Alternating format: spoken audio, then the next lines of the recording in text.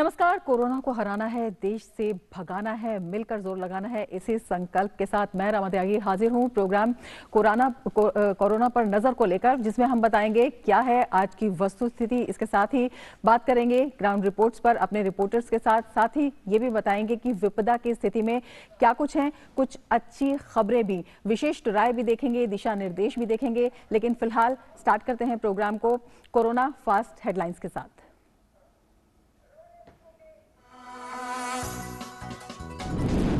Cabinet सचिव ने राज्यों के मुख्य सचिवों और डीजीपी के साथ की बैठक। तबलीगी जमात में शामिल हुए लोगों का पता लगाने के लिए युद्ध स्तर पर कदम उठाने के दिए निर्देश। खबरों के मुताबिक लगभग 200 लोग पाए गए संक्रमित, 10 लोगों की मौत।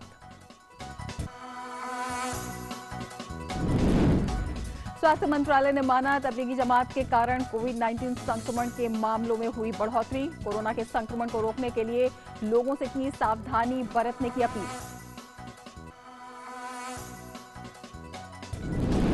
विश्व स्वास्थ्य संगठन ने कोरोना संकट से निपटने की मुहिम में गरीबों और वंचितों के लिए कई महत्वपूर्ण फैसले लेने के लिए की प्रधानमंत्री नरेंद्र मोदी की सराहना।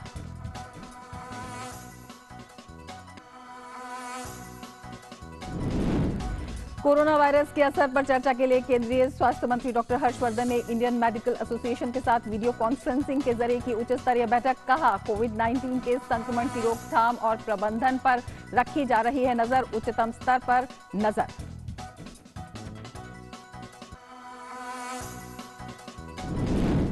भारत में एक दिन में कोरोना संक्रमण के सबसे ज्यादा मामले। संक्रमण के कुल 1649 मामलों में 41 लोगों की मौत। सबसे ज्यादा प्रभावित महाराष्ट्र में कोरोना पॉजिटिव मामलों की संख्या 300 के पार। तबलीगी जमात के चलते तमिलनाडु में संक्रमण के मामलों में वृद्धि।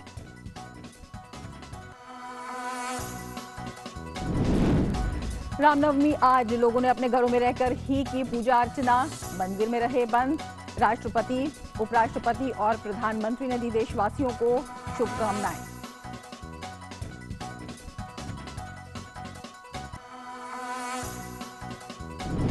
दुनिया भर में कोरोना का कहर लगातार जारी। इस घातक वायरस से संक्रमित लोगों की संख्या हुई 9 लाख के पार। ब्रिटेन में एक ही दिन में 500 से ज्यादा लोगों की मौत। अमेरिका में एक ही दिन में 900 मौतें। मरने वालों का आंकड़ा 4500 के पार।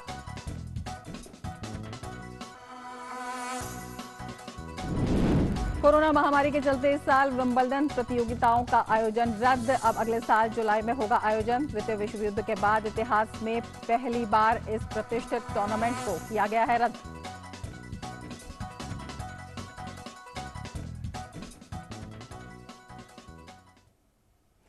देश में कोरोना संक्रमण के एक्टिव मामलों की संख्या 1649 हो गई है। स्वास्थ्य मंत्रालय के मुताबिक 143 लोग इलाज के बाद ठीक हो चुके हैं, जबकि 41 लोगों की मौत हो गई है। देश में कोविड-19 की रोकथाम और नियंत्रण की उच्चतम स्तर पर निगरानी की जा रही है और राज्यों के सहयोग से विभिन्न कार्य शुरू किए गए हैं। प्रधानमंत्री स्वयं मंत्रालयों, विभागों और राज्यों के शीर्ष अधिकारियों के साथ स्थिति की नियमित रूप से निगरानी और समीक्षा कर रहे हैं।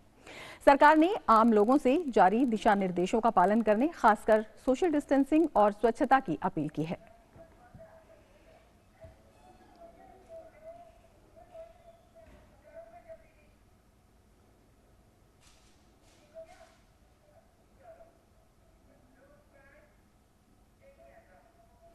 दिल्ली स्थित निजामुद्दीन इलाके में 1 से 15 मार्च तक हुए तबलीगी जमात के एक आयोजन में हिस्सा लेने वालों में कोरोना के संक्रमण के कई मामले सामने आने के बाद केंद्र सरकार बेहद सख्त रुख अपना रही है। अब तक मिली जानकारी के अनुसार इस जलसे में शामिल लोगों में से लगभग 200 लोग कोरोना से संक्रमित पाए गए हैं और अभी बड़ी संख्या में बीमार लोगों की रिपोर्ट आना बाकी है।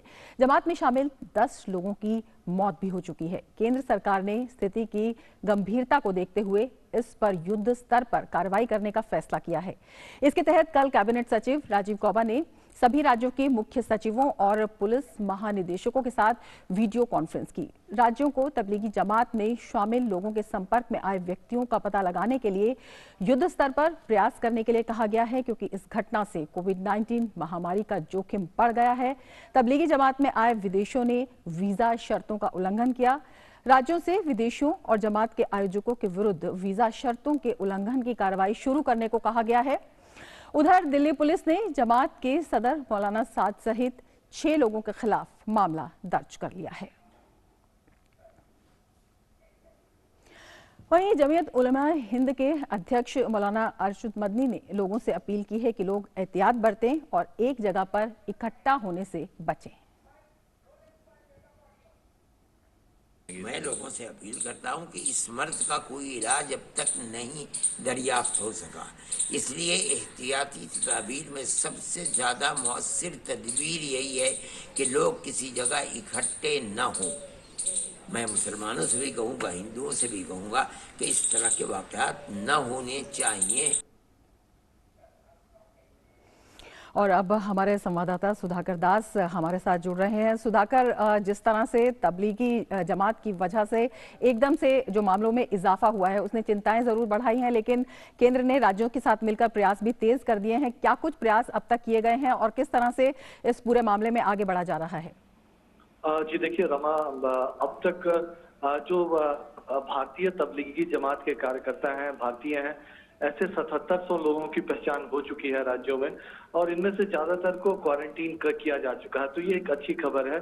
दूसरी खबर ये है कि जो 1300 विदेशी कार्यकर्ता हैं तबलीगी जमात के, जो भारत में मौजूद थे, उनकी भी पहचान हो चुकी है, उनको भी ट्रेस किया जा चुका है लगभग, और उनको भी क्वारंटाइन किया जा चुका है। तो करीब ये कह सकते हैं कि करीब 9000 भारतीय और विदेशी कार्यकर्ताओं को मिला के तो 9000 लोगों को क्वारंटाइन या तो किया जा चुका है या प्रक्रिया चल रही है।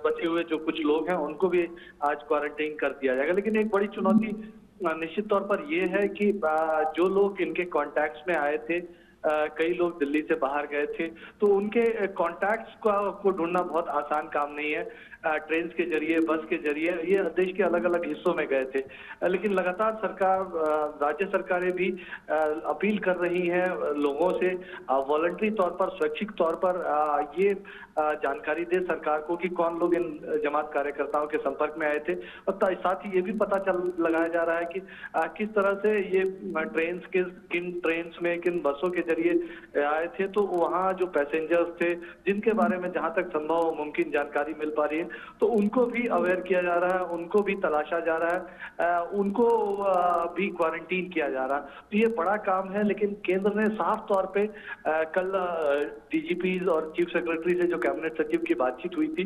सबसे अहम मुद्दा अगर कोई था तो ये मुद्दा था कि इनके कॉन्टैक्ट्स में जो लोग भी आए हैं, जल्द से जल्द युद्ध स्तर पर कार्रवाई करके एक तरह से अगले 1-2 दिन में सबको क्वारंटीन कर दिया जाए। और आज भी एक तरह से इसकी समीक्षा भी की जाएगी कि कार्रवाई कहां तक पहुंची है।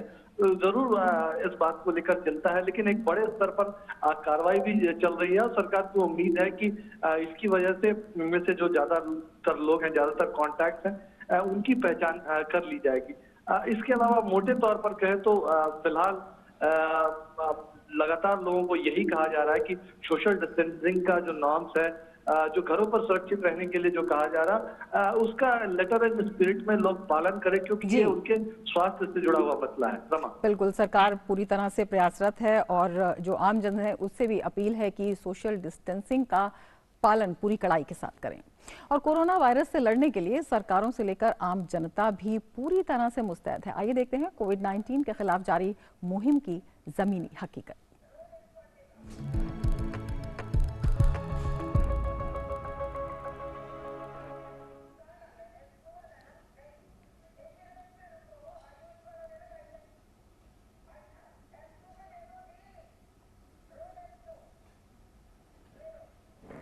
और अब बात करते हैं उत्तराखंड की। उत्तराखंड के बागेश्वर जिले में लॉकडाउन का पूरी तरह से पालन किया जा रहा है। जिले की सभी सीमाएं सील कर दी गई हैं, केवल जरूरी सेवाएं ही बहाल हैं। बाहरी राज्यों के मजदूरों को प्रशासन की ओर से राशन मुहैया कराया जा रहा है। साथ ही लोग भी सरकार की ओर से तय किए वक्त में राशन, सब्जी और दूध की दुकानों में फासला बनाकर सामान ले रहे हैं।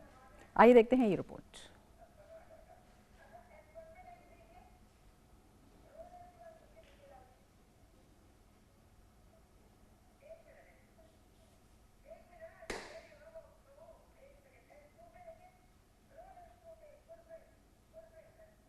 जो मजदूर यहाँ रुके पड़े हुए हैं, फंसे पड़े हुए हैं, प्रशासन उनको काफ़ी मदद कर रहा है। आइए उनसे ही हम जानते हैं इस बारे में। प्रशासन ने आपको खाने में, भोजन में क्या क्या राशन दिया है? सर 5 किलो चावल मिला था, 5 किलो आटा मिला था, 1 किलो दाल, 1 किलो चीनी, 1 पैकेट नमक, 1 तेल, ऐसे ही सब मिला था, और 1 मसाले की पैकेट। और आपके पास बनाने का सब कुछ है? हाँ, सब बनाने के लिए तो बर्तन है हमारे पास। प्रशासन के दिशा निर्देशों का जो है राशन के दुकानदार वो भी सही ढंग से पालन कर रखे हैं। उनने अपने दुकानों के आगे 1-1 मीटर की दूरी पर जो है गोल घेरे लगा रखे हैं। आप देख सकते हैं कि यहाँ घेरों में ही जो है लोग अपना सामान राशन लेने के लिए खड़े हुए हैं, और अंदर भी अगर स्थिति देखें तो वहाँ भी लोग इसका बाकायदा पूरा पालन भी कर रहे हैं। जिले की तीनों सीमाएँ, जो चमोली जिला का है, अल्मोड़ा का है और पिथौरागढ़ का है, ये पूरी सख्ती से बिल्कुल लॉकडाउन सील कर दिए गए हैं। और उसके साथ ही पुलिस जो है काफ़ी सख्ताई से बिल्कुल अपनी ड्यूटी निभा रही है, और पैदल आने जाने वालों से पूछताछ भी कर रही है।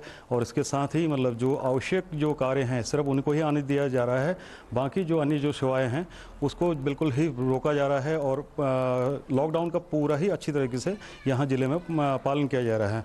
बागेश्वर से डीडी न्यूज़ के लिए केशव भट्ट। तो ये आपने देखा उत्तराखंड से किस तरह से सोशल डिस्टेंसिंग का पालन किया जा रहा है, दिशा निर्देशों का पालन किया जा रहा है। बात करेंगे अहमदाबाद की। अहमदाबाद में कोरोना पॉजिटिव मरीजों के संपर्क में आए लोगों की जानकारी जुटाने के मकसद से अहमदाबाद नगर निगम ने कोरोना संक्रमित मरीजों की सूची जारी की है। लोगों से कहा गया है कि सूची में शामिल मरीजों के संपर्क में अगर कोई आया है तो आगे आकर स्वयं इसकी जानकारी दे। इसके साथ ही लोगों को आगाह किया है कि संक्रमितों या उनके परिजनों के साथ किसी भी प्रकार का सामाजिक भेदभाव करने वाले के खिलाफ भारतीय दंड संहिता की धारा 188 और एपिडेमिक डिजीज एक्ट 1897 के तहत कार्रवाई की जाएगी।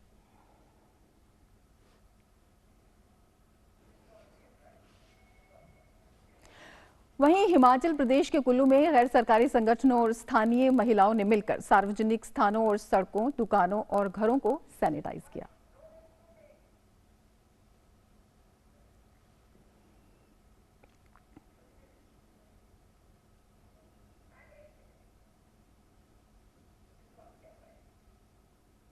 तो आपने देखा किस तरह से आम लोग अपनी जिम्मेदारी निभा रहे हैं। गुजरात के सूरत में बारडोली पुलिस ने लोगों को घरों में रहने और नियमों का पालन करने के लिए जागरूक किया।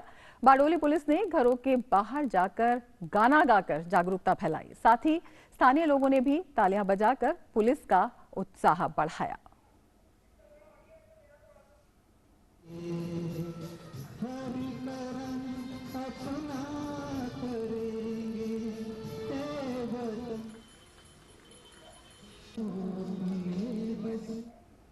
तो प्रशासन, पुलिस और आमजन साथ दिखाई दे रहे हैं कोरोना के खिलाफ जंग में। कोरोना वायरस के मद्देनजर पूरे देश में जारी लॉकडाउन के बीच नागालैंड के दीमापुर में 100 बेघर लोगों को दीमापुर जिला खेल परिसर में रखा गया है। साथ ही बारी बारी से कई संगठन उनकी जरूरतों के सामानों को भी उन तक पहुंचा रहे हैं।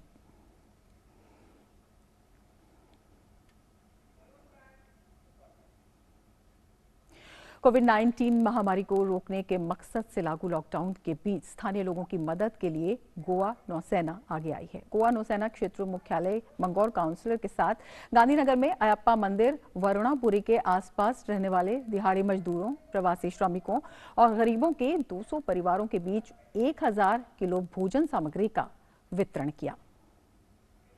गांधीनगर में 200 परिवारों को नौसेना की तरफ से बांटी गई भोजन सामग्री और गोवा में नौसेना ने 600 किलो भोजन सामग्री राज्य सरकार को सौंपी। कोरोना को लेकर महाराष्ट्र में सबसे अधिक गंभीर स्थिति है। अब तक 335 कोरोना संक्रमित लोगों का पता चला है। अकेले मुंबई में ही 160 से अधिक कोरोना पॉजिटिव मामले आए हैं। अंधेरी में एक व्यक्ति की मौत होने के बाद पूरी बिल्डिंग को सील कर दिया गया है।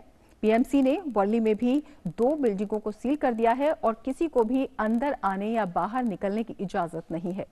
भीड़भाड़ भरे दादर सब्जी बाजार को भी बंद कर दिया गया है।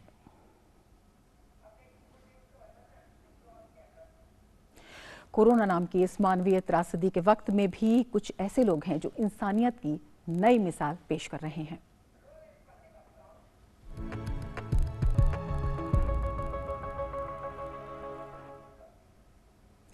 देश भर में लॉकडाउन है, ऐसे में सरकारें तो अपनी भूमिका निभाती नजर आ ही रही हैं। साथ ही ऐसे लोग भी हैं जो लॉकडाउन के दौरान लोगों तक भोजन पहुंचाने में अपना योगदान देते नजर आ रहे हैं। देश की पहली एम्बुलेंस महिला चालक और एम्बुलेंस मैन भी इस कार्य में बढ़ चढ़कर अपनी भूमिका निभा रहे हैं। कैसे, बता रहे हैं हमारे संवाददाता गिरीश निशाना अपने इस खास रिपोर्ट में। एम्बुलेंस जहां लोगों को दुर्घटना के समय या फिर बीमार लोगों को अस्पताल पहुंचाने में अपनी भूमिका निभाते नजर आती है, तो वहीं आजकल कालिया दंपत्ति यानी एम्बुलेंस मैन के नाम से मशहूर हिमांशु कालिया और देश की पहली एम्बुलेंस महिला चालक ट्विंकल कालिया लॉकडाउन के समय में दिल्ली के विभिन्न इलाकों में जरूरतमंदों को भोजन प्रदान करते नजर आ रहे हैं। आप सभी लोगों के लिए शाम के भोजन की व्यवस्था की गई है। जिसको भी अभी खाना खाने की जरूरत है, माताएं, बहनें, बच्चे, वो सभी लोग गाड़ी के पास लाइन में आ जाएं। जब से ये कोविड-19 बीमारी आई है और जब से लोगों को रोज़मर्रा की जो ज़रूरतें हैं वो पूरी करने के लिए और कारोबार में जो दिक्कतें आई हैं, तो ऐसे लोग बहुत ही ज़्यादा वंचित हो गए हैं। उन लोगों के ऊपर डिपेंड हो गए हैं जो इस समय कुछ सेवा करके इनके बच्चों को और इनके परिवार को खिला पाएँ। और हमारी ये कोशिश है, एक पहल है, जो हम पिछले एक हफ्ते से इसी तरीके से अलग अलग कॉलोनी, अलग अलग झुग्गी, अलग अलग बस्तियों में जाके अनाउंसमेंट करते हैं कि जिसको भी खाना खाना है और ये भूख ही है। जब भी हम अनाउंसमेंट करते हैं तो कम से कम 400-500 लोग एक साथ इकट्ठे होते हैं। इसका मतलब ज़रूरत है।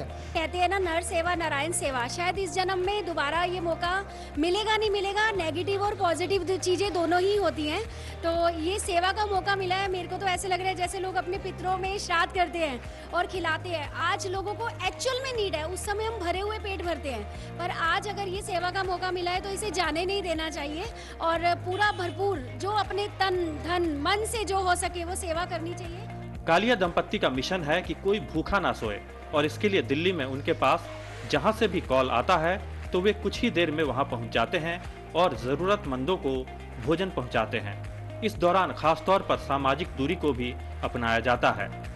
एक तरफ जहां एम्बुलेंस घायल लोगों को उनको अस्पताल पहुंचाने का काम करती है, तो वहीं आप मेरे पीछे यहां देख सकते हैं ये एम्बुलेंस चालक और महिला चालक दोनों ही दिल्ली की सड़कों पर उतरे हुए हैं, क्योंकि दिल्ली के अंदर लॉकडाउन की स्थिति है। ऐसे में जो ज़रूरतमंद लोग हैं उनको खाना मिल सके। ये दोनों भोजन की व्यवस्था कर रहे हैं ताकि कोई भी व्यक्ति भूखा ना सो सके। हालांकि जो महिला एम्बुलेंस चालक है ट्विंकल कालिया खुद राष्ट्रपति पुरस्कार विजेता हैं, लेकिन मानवता को ध्यान में रखते हुए ये खुद अब सड़कों पे उतरी हैं और उन लोगों को भोजन की व्यवस्था कर रही हैं जो वाकई में ज़रूरतमंद हैं। कैमरामैन योगेश कुमार के साथ गिरीश निशाना, DD न्यूज, दिल्ली। तो विविधता के बीच समुदाय की सामुदायिक सहयोग की ये भावना अपने आप में एक अनूठी पहल है। कोरोना के संकट के बीच कई ऐसी कहानियां हैं जो हमें आपको प्रेरित करती हैं। मिजोरम के कोलासिब शहर में एक 7 साल के लड़के ने अपनी गुल्लक तोड़कर अपनी जमा पूंजी को कोविड-19 की लड़ाई के लिए दान कर दिया है। इसके साथ ही इस बच्चे ने अपने गुल्लक के पैसों से गरीबों को खाना खिलाया जो इस वायरस के चलते हुए लॉकडाउन से प्रभावित हुए हैं। मुख्यमंत्री कर्मथांगा ने बच्चे के इस कार्य की प्रशंसा करते हुए ट्विटर पर पोस्ट साझा किया है, जिसमें उन्होंने कहा है कि इस छोटे से बंडल में नकदी और सिक्कों में 333 रुपए हैं। तो एक छोटे से बच्चे ने एक अनूठी मिसाल कायम की है सहयोग की, और वस्तुतः यही भावना है जो हमें जोड़े रखती है, विपदा के समय में भी एक हौसला बनाए रखती है और एक जो इच्छा शक्ति है उसे और मजबूत करती है किसी भी जंग को जीतने के लिए, किसी भी परेशानी का सामना करने के लिए। देश भर में कोरोना वायरस के मामले रोकने के लिए लॉकडाउन जारी है, जिस पर गरीब और जरूरतमंद लोगों को भोजन की दिक्कत ना हो, इसके लिए सरकार और सामाजिक संगठनों द्वारा तमाम प्रयास किए जा रहे हैं, जिसमें आंध्र प्रदेश के विजयनगरम में RSS संगठन के सदस्य गरीब और जरूरतमंद लोगों को भोजन उपलब्ध कराने के लिए सरकारी अस्पताल और जरूरतमंद लोगों के घरों तक जा रहे हैं।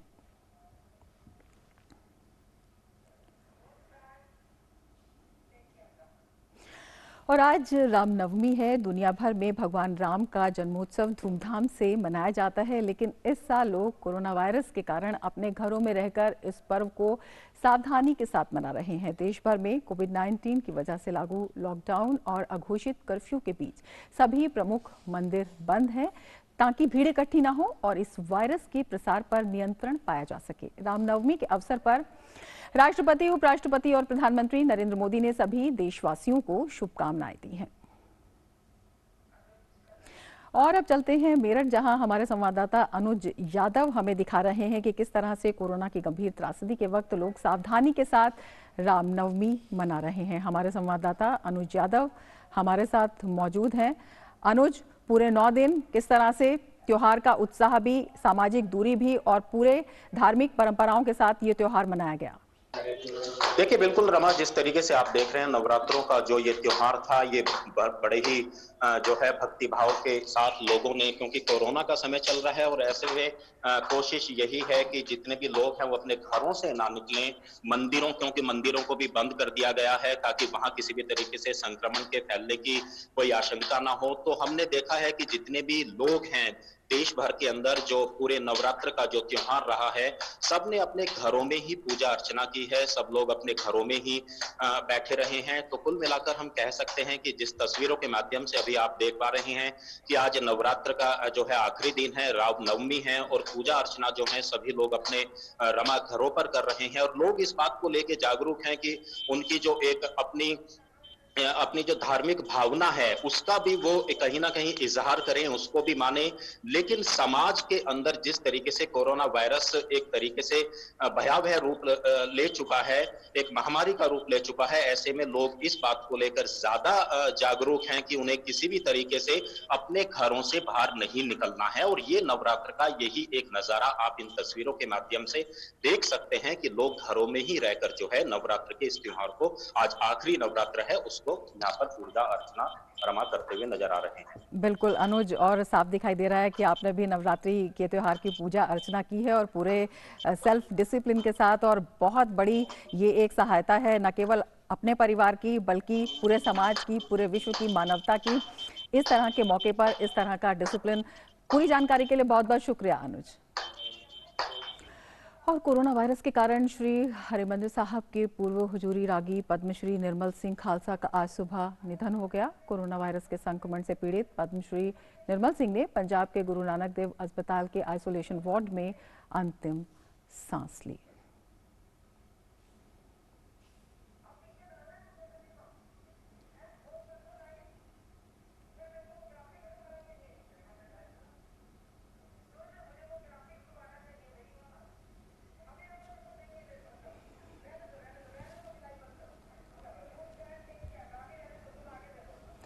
और आइए अब देखते हैं दुनिया भर में कोरोना का हाल।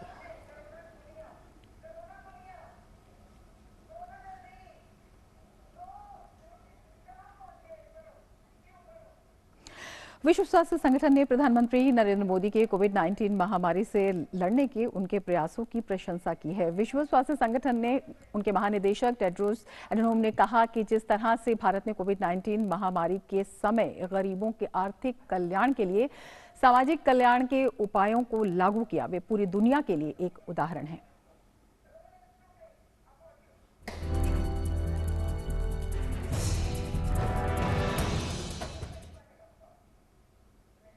Many countries are asking people to stay at home and shutting down population movement, which can help to limit transmission of the virus, but can have unintended consequences for the poorest and most vulnerable people.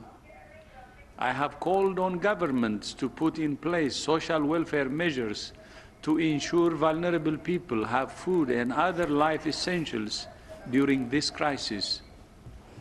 In India, for example, Prime Minister Modi has announced a $24 billion package, including free food rations for 800 million disadvantaged people, cash transfers to 204 million poor women, and free cooking of gas for 80 million households for the next 3 months. Many developing countries will struggle to implement social welfare programs of this nature. For those countries, debt relief is essential to enable them to take care of their people and avoid economic collapse. तो दुनिया भर में भारत के प्रयासों की सराहना हो रही है। WHO ने कुछ फैक्ट्स जारी किए हैं जो ये बताते हैं कि क्या ध्यान रखा जाए, क्या ना ध्यान रखा जाए।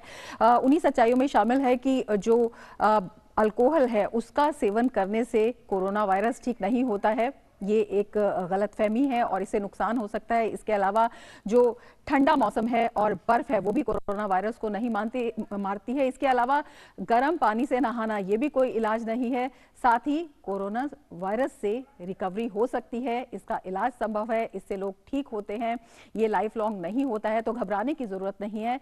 इसके अलावा एक ये भी सच्चाई है कि जो ये कहा जाता है कि अगर आप धूप में रहते हैं या फिर 25 डिग्री सेल्सियस से ज़्यादा समय तक धूप में रहते हैं या इससे ज़्यादा तापमान में धूप रहते हैं तो ये ठीक कर देता है, ये भी एक गलतफहमी है। ऐसा कुछ नहीं है, इसका प्रॉपर ट्रीटमेंट है जो कि लेना बहुत ज़रूरी है और सावधानी ही बचाव है, जिसके लिए लगातार कह रहे हैं कि सोशल डिस्टेंसिंग बहुत ज़रूरी है। इसके अलावा हाथों को बार बार धोएं, स्वच्छता आसपास बनाते रहें।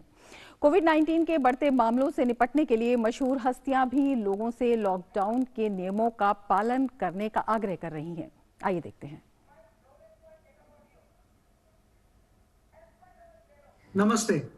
Governments and health experts around the world have requested us to stay at home and not venture out.